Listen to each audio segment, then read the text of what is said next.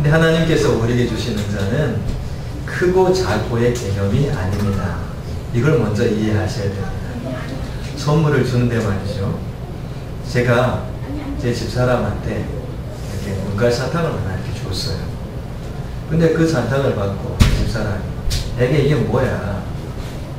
송아지 사탕 정도는 줘야지. 그렇게 해버리면 제가 속상하지 않습니까? 근데 제가 적은 것을 줘도 기쁘게 받으면 그 많은 슈퍼마켓에 있는 사탕 중에서 그 사탕은 특별한 사탕이 되는 겁니다. 제가 그 사탕을 준비할 때 슈퍼에 가서 뭐 줄까? 어떤 것을 살까? 하나를 살 수 있는데 하면서 그 중에 많은 것 중에 하나를 골랐다면 그 사탕은 작은 거지만 특별한 것입니다. 하나님께서 우리에게 주신 것은 다 특별한 것들입니다. 은사라는 것은 바로 그런 것이죠. 그래서 은사는 어떤 것을 받았느냐 그것과 함께 그 은사를 가지고 어떻게 교회의 덕을 세우고 성도들에게 유익을 끼치느냐 이것이 중요한 것입니다. 은사를 생각할 때 이 부분을 놓쳐버리면 안 됩니다. 오늘 말씀 속에 보게 되면 순서가 이렇게 나와요. 사도가 나오고 선지자, 교사, 능력 행함, 병 고치는 것, 서로 돕는 것, 또 다스리는 것, 또 방언하는 것 이런 것들이 은사로 나옵니다. 은사는 또 나중에 기회가 있으면 좀 더 나누겠습니다만은 오늘 이 말씀 속에 나오는 은사들 그 첫째는 사도요, 둘째는 선지자요. 그래서 마치 사도의 은사가 막 제일 큰 거다 이렇게 생각하는 경우가 생깁니다. 그런 의미가 아닙니다. 이 의미는 어떤 은사든지 그 은사가 얼마만큼 교회의 덕을 세우는데 유익하냐 그 은사를 가지고 어떻게 유익을 더 끼치느냐 선한 유익을 말이죠. 거기에 중요성을 두고 있는 것입니다. 이 은사 중에 오늘 보게 되는 방언의 은사가 맨 뒤에 나옵니다. 제일 작은 은사다 그런 개념이 아니고요. 교회의 덕을 세우는 부분에서 사랑에 선한 영향력을 미치는 데 있어서 이 방언이라는 것은 가장 작은 영향력을 준다라는 그런 의미입니다. 근데 대부분 보게 되면 방언을 하게 되면 이 방언이 금방 드러나서 굉장히 이렇게 많은 영향력을 미치는 것으로 생각하기도 합니다. 그런데 이 방언이라는 것은 성경에 보면 이렇게 나와 있습니다. 자기 유익을 위해서 방언은 필요하다. 그 방언을 많이 하는 사람은 자기 자신에게 굉장히 유익합니다. 그렇다고 해서 같이 통성 기도할 때 방언하지 말라는 이야기가 아닙니다. 이 방언 기도를 하다 보면 또 서로 또 힘을 받기도 합니다.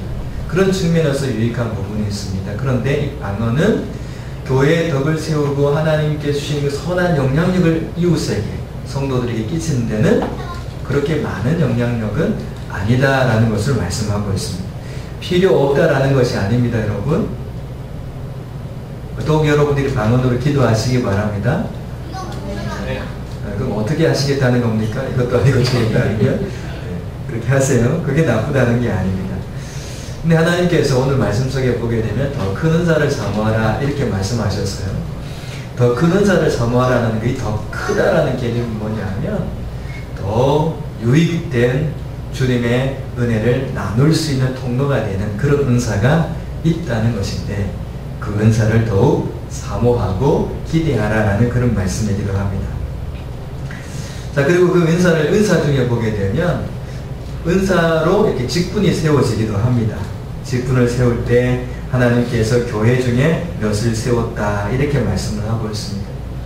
은사를 주고 또 직임을 세우는 것은 사도로 교사로 이렇게 쭉 세우시는 것은 하나님께서 특별한 간섭이 있어서 그 사람들을 세우는 것입니다.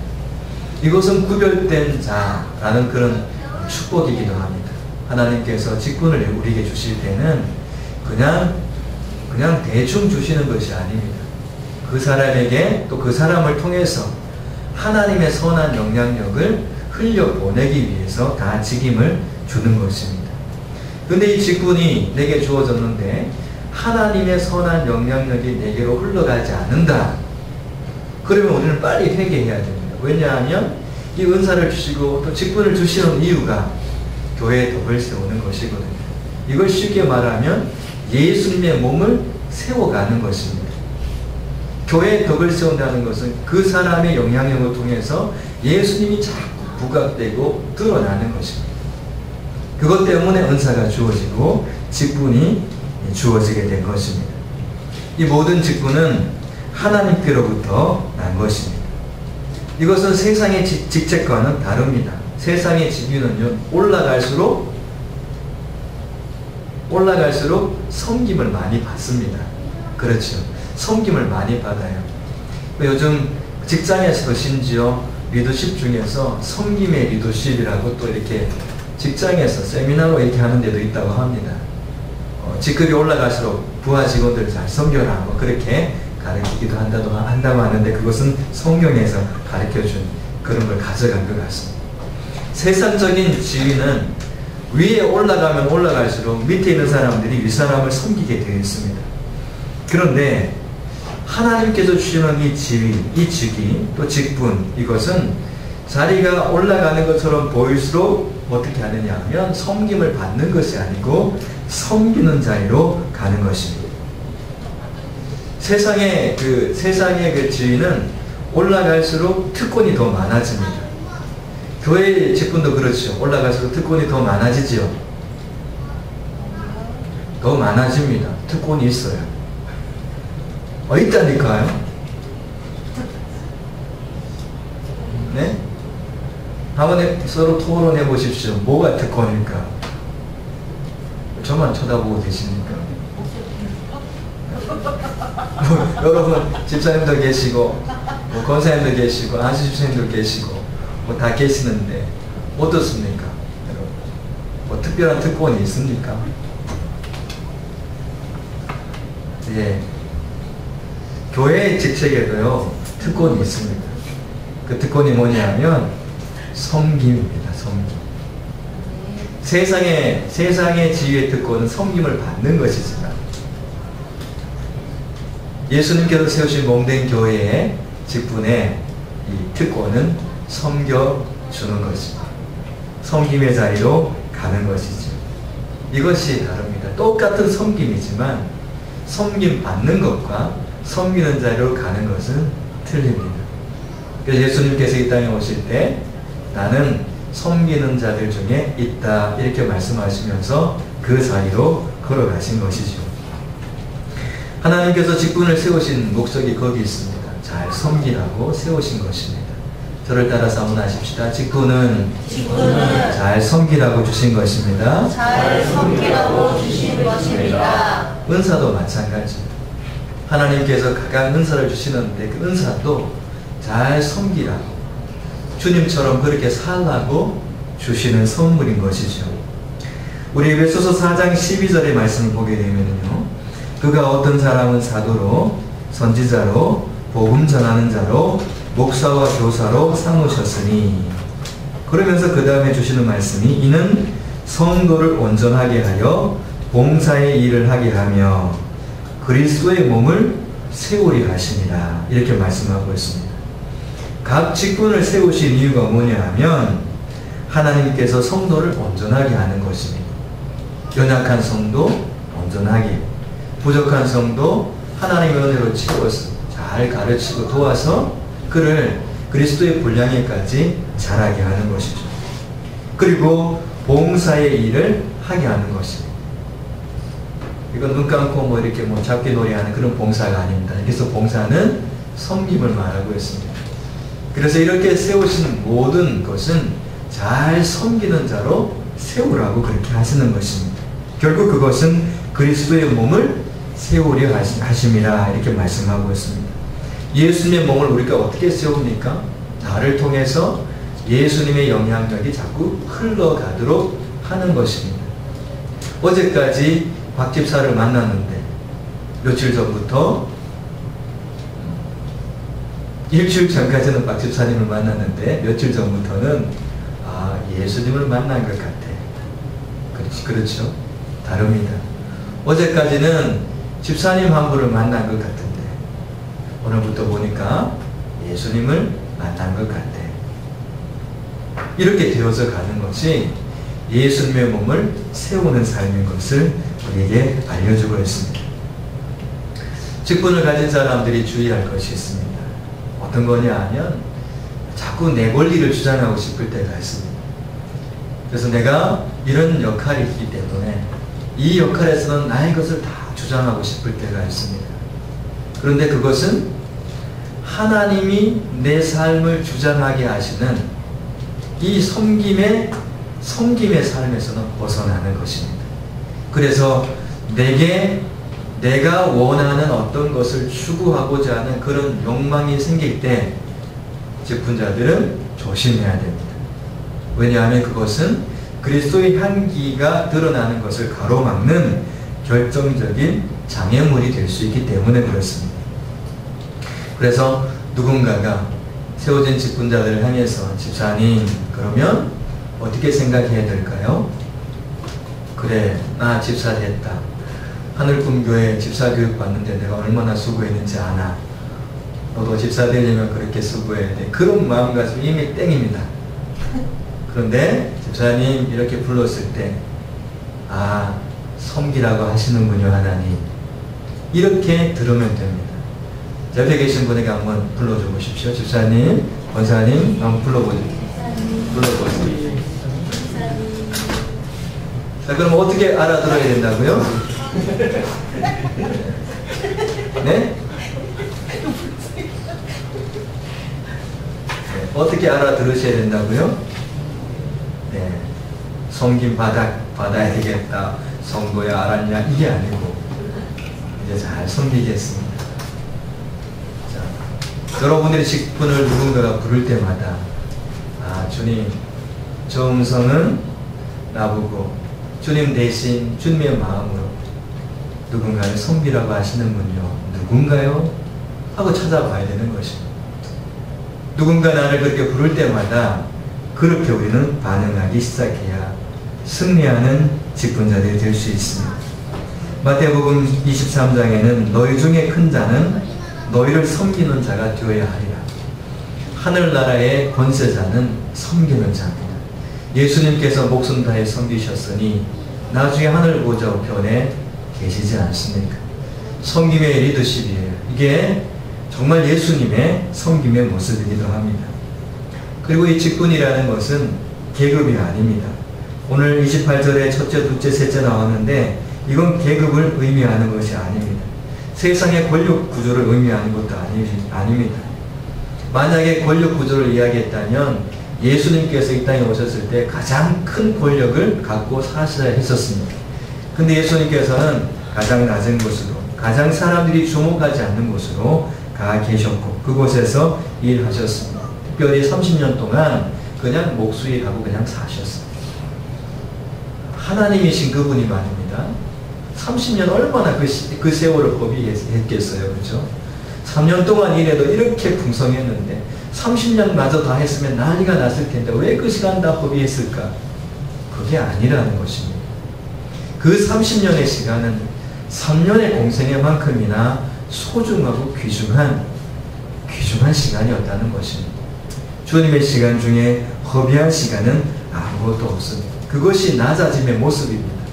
복수로 그냥 살아가시고 계집 꽂혀주시면서 그렇게 살아가시는 그 겸손의 삶, 그것이 바로 직분자의 삶이고 섬김의 사람들의 모습인 것입니다. 근데 첫째, 둘째, 셋째를 세우신 이유가 있습니다. 이렇게 하신 이유는 뭐냐면 이 직분들 중에서 시급한 것이 있습니다. 사도로 세운 것이 첫 번째로 가는데 왜 그러냐 하면 하나님의 공동체는 하나님의 말씀이 선포되어야 합니다. 예수님의 마음이 어디 있는지 하나님의 뜻을 잘 알려줘야 되는 것입니다. 왜 제가 설교를 합니까? 여러분들에게 감동을 주려고 하는 게 아니고요. 제가 감동받기 위해서도 하는 게 아닙니다. 이 말씀을 나누는 것은 우리에게 주시는 하나님의 뜻과 계획이 이런 것입니다 라는 것을 이야기하는 거고 이 말씀을 통해서 나누는 것이고요. 그러면 우리가 이 말씀을 듣고 이제 우리가 그렇게 살아야 되겠구나 하고는 세상 속에서 살아가는 것입니다. 그 말씀대로 살아가는 삶이 뭐냐 하면 빛의 삶이고 소금의 삶인 것입니다.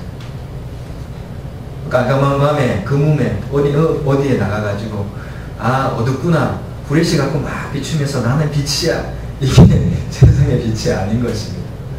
우리가 세상의 빛이라는 것은 주님께서 말씀하시는 그 말씀을 따라 살아가는 것인데, 그래서 말씀을 가르치는 이 사역은 중요한 것입니다. 그래서 하나님께서 순서를 매겨가실 때 그런 순서 의미에서 한 가지 앞에 사도의 직분을 주신 것이죠. 그리고 모든 직분의 구조는요, 다 섬김입니다. 섬김. 어떤 직분이든지 다 섬기는 것입니다. 근데 이 섬김을 잘못 오해하면 안 되는 겁니다. 자신에게 주어진 그 은사대로 열심히 일하는 것이 섬김입니다. 열심히 일하면서 그 속에 내가 안 드러나고, 그리고 열심히 일하면 일할수록 누가 드러나는 거요? 주님. 주님이 드러나는 거. 그게 진짜 섬김입니다. 열심히 일하는데 자꾸 그 사람이 자꾸 이름이 거론됩니다. 그러면 그 섬김은 잠시 회개해야 되는 섬김이 되는 것입니다. 우리 교회 성도님들의 섬김의 모습이 이런 모습인 것 같아요. 너무 귀하게 잘 섬기고 계신 것입니다. 이게 섬김의 모습입니다. 모든 직분과 모든 은사는 섬김을 위해서 이루어져 있고 섬김을 통해서 나타나게 되어 있습니다. 그래서 교회의 모든 구조는 섬김, 또 주의 말씀을 따른 순종을 통해서 만들어지고 있습니다. 자, 그리고 베드로전서 4장 9절의 말씀을 보게 되면 이렇게 말씀하셨어요. 서로 대접하기를 원망 없이 하고 각각 은사를 받은 대로 하나님의 여러 가지 은혜를 맡은 선한 청지기 같이 서로 봉사하라. 그래서 교회 안에는 실업자가 없습니다. 실업자가 없습니다. 우리 아침에 우리 성도들을 보게 되면 토요일 날 이렇게 청소하시는 분들도 계시죠. 수시로 와서 정리정돈하는 분도 계십니다. 어떤 분은 지난번에 보니까 문짝을 한참 쳐다보고 계시더니 뭘 하나 이렇게 끼우더라고요. 그리고 나서 문이 덜컥덜컥 하지 않더라고요. 이 각자 은사예요. 어떤 분은 주일날 아침에 오셔가지고 가족이 전체 마당을 청소하는 분들도 계세요. 여러분들이 각자 이 모든 것들이 주어진 직임에 따라 이렇게 봉사하는 것입니다. 안내를 하시는 분도 있고 예배당 정리정돈 하시는 분들도 있고 어떤 걸 공개하는 분들도 계십니다. 여러분들이 이 모든 것들은 은사는 잘 활용해야 되는 것입니다. 또 은사는 각자 그 분량대로 주신 것입니다. 고린도전서 12장 25절 말씀에는 몸 가운데 분쟁이 없고 오직 여러 지체가 서로 같이 돌보게 하셨느니라. 돌보게 했다는 건 뭐냐면 섬겼다라는 것입니다. 이분 어떻게 섬깁니까? 열심히 이렇게 하는 게 섬김인 겁니다. 그리고 말을 잘 해야 됩니다. 배고픈데 입이 만약에 배부르다 그래 버리면 어떻게 됩니까? 이분 잘 말을 해야 되는 겁니다. 배부르다 그러면 굶어 죽는 것 아니겠어요? 그죠? 제가 지금 이야기를 잘 하고 있는지 모르겠습니다. 네. 그 입의 역할이 있는 것입니다. 입은 그래서 입의 역할을 잘 해야 되는 것입니다. 동쪽으로 가면 그 다리가 지금 파괴가 돼서 차를 타고 가면 이제 떨어져 죽는 거예요. 서쪽으로 가야 돼요. 근데 입이 서쪽으로 가자 그러지 않고 동쪽으로 가자 그러면 그날 어떻게 됩니까? 다 죽는 겁니다. 그러니까 우리 공동체에 입의 역할을 하는 사람들이 있다면, 그런 은사를 받은 분들이 계시다면 주님의 마음을 가지고 주신 뜻을 따라 그것을 말해야 합니다. 그렇죠? 그리고 어떤 지체는 또 잘 듣는 지체가 있습니다. 무슨 이야기를 해도 잘 따라 순종하는 지체들이 있습니다. 모든 사람들이 순종을 해야 되지만 특별히 그런 은사를 갖고 계신 분들이 있어요. 열심히 하는 겁니다. 여러분, 각 지체가 서로 같이 그것이 돌보는 것입니다. 돌보는 것, 섬기는 것입니다. 그래서 은사는 성도의 이웃의 유익을 위해서 있는 것입니다. 내가 은사를 막 발휘하는데 누군가 그 은사 때문에 상처를 받아요. 그러면 그것은 절제가 필요한 순간입니다. 열심히 하는데 뭔가 부딪힘이 와요. 그러면 절제해야 되는 것입니다. 도망치라는 이야기가 아닙니다. 이 절제는 지혜롭게 그 일들을 잘 해가는 것입니다. 좀 부딪히면 못하겠어요. 그거는 하나님께서 주신 은사를 욕되게 하는 것입니다. 하나님께서 잘 활용하라고 주셨는데 그거 못하겠다 그러버리면 주신 하나님께서 어떤 마음이시겠어요? 그 직분은 또 은사는 하나님께로부터 주어진 것이라는 걸 잊지 말고 그것을 잘 활용해서 이웃을 섬기고 성도들을 섬기는데 사용해야 되는 것입니다. 그리고 은사는요, 다 같은 은사를 받은 것이 아닙니다. 달란트의 비유에서도 5개, 2개, 하나 이렇게 주셨잖아요. 근데 그 말씀에 보게 되면 각각 그 재능대로 한 사람에게는 또 한 사람에게는 한 사람에게는 이렇게 해서 말씀하고 있습니다. 여기서 중요한 말씀이 뭐냐 하면 각각 주셨다라는 것입니다. 각각 같이 묶어서 세 사람 다 와라 해서 세 사람한테 10달란트로 확 줘버리신 것이 아니고 각각 주셨다는 것입니다. 그러면 부름을 받고 예수님을 믿는 모든 사람들에게는 달란트가 있을까요? 없을까요? 은사를 각각 주셨다는 것은 내게도 은사가 있다는 것입니다. 그래서 우리 기도 제목 중에 은사가 뭡니까? 그래서 은사는 각각 주신다. 그래서 내게 꼭 그 은사가 있다. 내게 은사가 반드시 있다. 그러면 은사를 받은 사람은 절대 그 은사를 묻어두면 안 된다라는 것입니다. 직분을 가진 분들은 직분을 맡았으면 열심히 하는 겁니다. 직분을 받으신 분들 계시죠? 또 교회의 어떤 여러 부서의 활동들 하시는 분들은 열심히 하셔야 돼요. 그게 묻어두지 않는 것입니다. 원망해서는 안 됩니다. 원망하면 그것은 주신 하나님에 대한 원망입니다. 하나님은 심사숙고하셔서 그 신중하게 은사를 이렇게 하나씩 선물로 주셨는데 그거 다른 사람하고 비교하면서 속상해하면 그 주신 하나님의 마음이 얼마나 언짢으시겠습니까? 여러분 주신 것에 대해서 감사하시기 바랍니다. 작은 것 감사하면 더 풍성하게 또 누릴 것을 주시잖아요. 그리고 31절 말씀에 보면 더 큰 은사를 사모하라 그렇게 말씀하셨습니다. 더 큰 은사라는 것은 결국 더 많은 사람들을 섬길 수 있는 그런 은사를 말합니다. 제일 큰 은사는 뭘까요? 더 큰 은사는 뭘까요? 네, 고린도전서 12장 다음에 13장이 나오면서 사랑을 의미하고 있습니다. 왜냐하면 예수님께서 이 사랑의 은사를 가지고 누구든지 다 품어주고 계시지 않습니까? 모든 사람들의 죄를 다 품고 그 사람들의 죄를 다 안고 자신의 생명을 주시는 것 아니겠습니까? 그래서 사랑은 생명까지 주는 은사예요. 내가 몸으로 봉사하고 뭐 떼우고 이 정도가 아니고 내 생명을 주는 사랑이 가장 큰 은사다라고 말씀하고 있습니다. 그래서 예수님께서 그 은사를 우리에게 그 사랑의 은사를 보여주셨습니다. 나의 목숨을 너희에게 주노라. 친구를 위해서 목숨을 주는 것 그보다 더 큰 사랑이 없잖아요. 주님은 그것을 우리에게 보여주셨습니다. 요한일서 3장 13절에는 우리는 형제를 사랑함으로 사망에서 옮겨 생명으로 들어간 줄을 알거니와 사랑하지 아니하는 자는 사망에 머물러 있느니라. 형제를 사랑함으로 이게 섬김, 이게 은사죠. 은사. 형제를 사랑하는 그 은사는 뭐냐 하면 사망에서 생명으로 들어가게 하는 것입니다. 그러면 우리가 사랑의 은사는 주셔도 되고 안 주셔도 됩니다. 이래도 될까요? 사랑의 은사는 반드시 받아야 됩니다. 그 다음 말씀 읽어 드려야 아멘 하실 것 같아요. 사랑하지 아니하는 자는 사망에 머물러 있느니라. 사랑으로 섬기지 않으면 그 사람은 사망 상태에 있는 겁니다.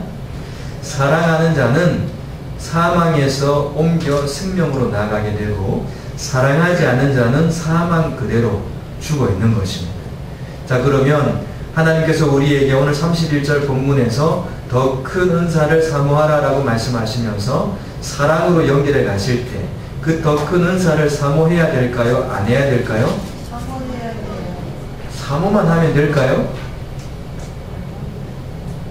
저희 집사람이 사모입니다. 그런 사모가 아닙니다, 여러분. 네. 사모한다는 것은 꼭 필요하기 때문에 안 주시면 안 됩니다, 하나님. 사랑이 없으면 못 살아요. 사랑하며 살아야 되는데 사랑 없으면 못 살아요. 사랑 주세요. 이렇게 되는 것입니다. 사랑하지 못하게 하는 나의 옛사람이 내 안에서 주님께서 사랑을 주셔서 자꾸 가로막는데 그것은 우리가 정복해야 될 부분이고 사랑의 은사를 가진 사람으로서 사랑하며 살아가야 되는 것입니다. 그래서 사랑의 은사가 있는 곳에는 남을 해치는 것이 없습니다.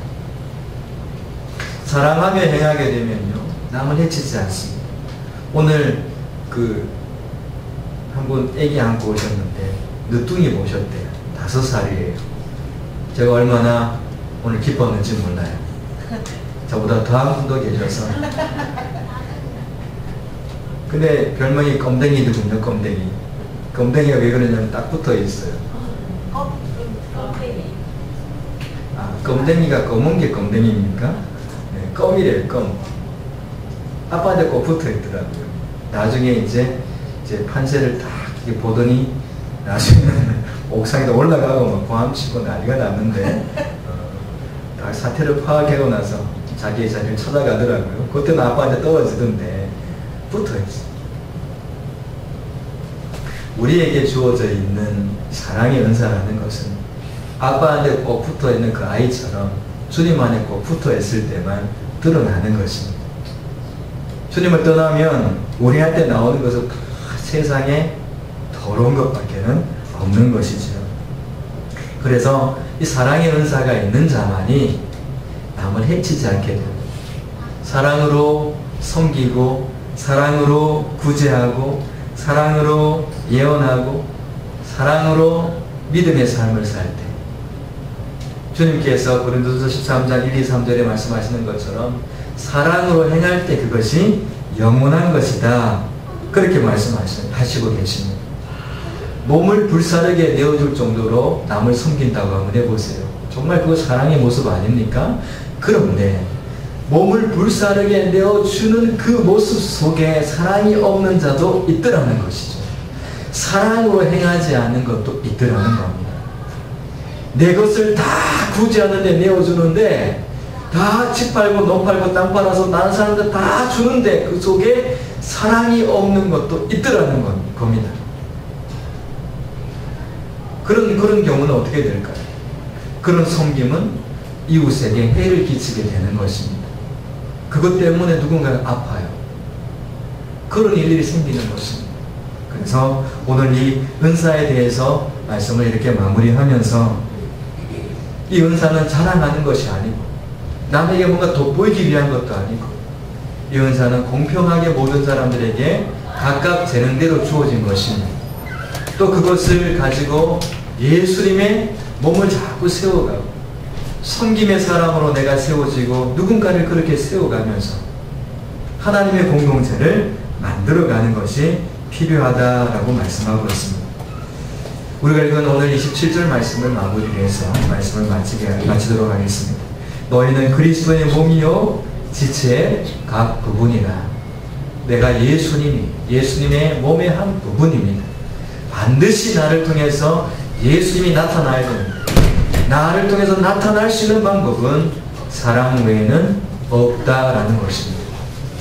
여러분, 사랑의 은사, 이제 그 사랑의 은사 가지고 섬기며 또 교회의 덕을 세우고 이웃을 유익되게 하는 그런 삶이 되기를 축복합니다. 네. 옆에 계신 분에게 이렇게 축복하십시오. 당신을 보니 성도님을 뵈니 사랑이군요. 이렇게 한번 축복하십시다. 시작. 성도님을 뵈니 사랑이군요. 사랑이. 네.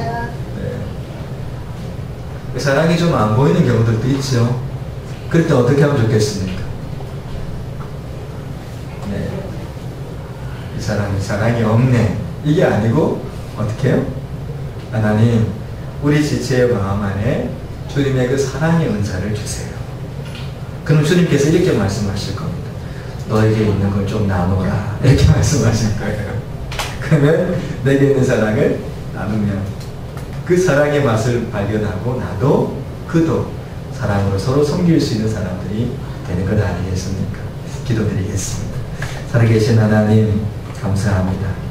오늘도 주의 말씀 안에 우리들에게 주어진 은사들을 잠깐 살펴보았습니다.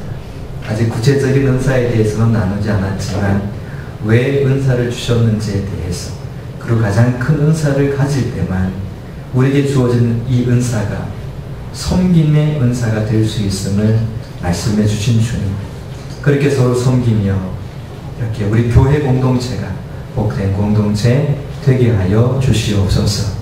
예수님의 이름으로 기도드립니다. 아멘.